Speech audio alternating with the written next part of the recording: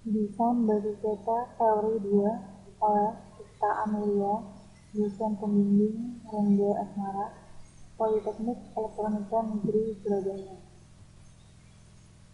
Tujuan desain basis data adalah memenuhi kebutuhan isi informasi dari pemakai dan aplikasi tertentu, menyediakan struktur informasi alami dan mudah dipahami, mendukung kebutuhan pemrosesan dan performansi objektif seperti response time, processing time, dan storage space.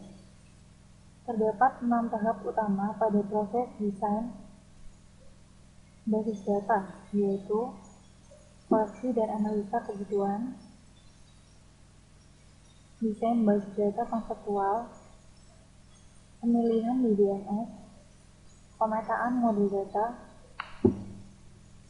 desain basis data fisik, dan implementasi dan tuning sistem basis data. Tahap perancangan basis data. Yang pertama, requirement collection and analysis. Data, konten, dan struktur yaitu adalah data yang diperlukan, data application, proses yang diperlukan. Data ini digunakan untuk mengetahui dan menganalisa keinginan pemakai terhadap suatu basis data. Aktivitas yang merupakan bagian dari tahap ini adalah area aplikasi mayor dan kelompok pemakai yang akan menggunakan basis data atau pekerja apa yang akan dilibatkan diidentifikasi. Yang kedua, conceptual database design. Menghasilkan skema basis data konseptual dan spesifikasi level tinggi untuk aplikasi tersebut.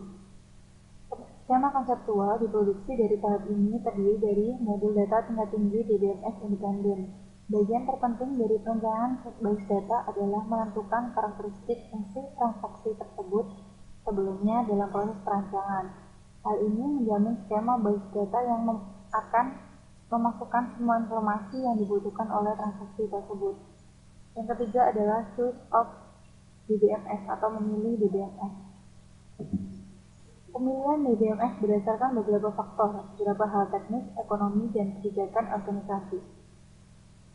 Yang termasuk faktor teknis adalah tipe DBMS, struktur penyimpanan, dan akses pad yang didukung DBMS, ketersediaan antar muka pemakai dan pemrograman, tipe bahasa query tingkat tinggi, ketersediaan alat bantu, pengembangan, dan lain sebagainya.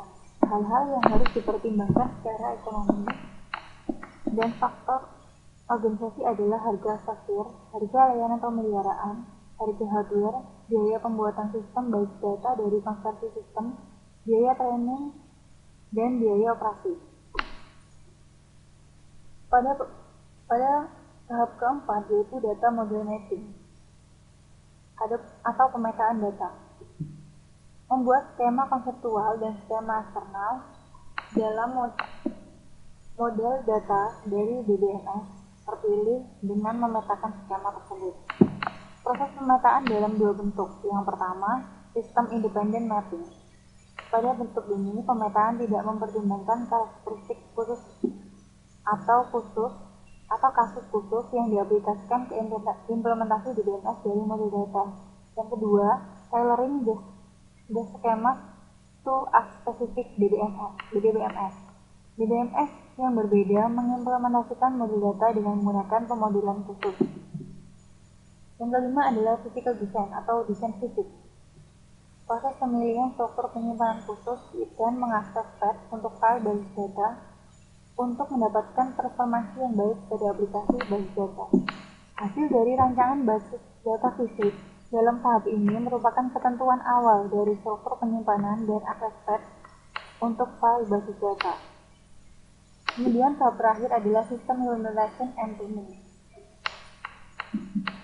Mengimplementasikan sistem basis data merupakan tanggung jawab DBA atau Database Administrator bersama desainer basis data. Basis data dapat kemudian dipopulasikan dengan data. Jika data diubah dari sistem komputerisasi sebelumnya, rutin konversi diperlukan untuk format kembali data untuk menyimpan ke basis data yang baru. Terima kasih telah melihat video yang saya buat. Semoga video ini dapat bermanfaat bagi Anda.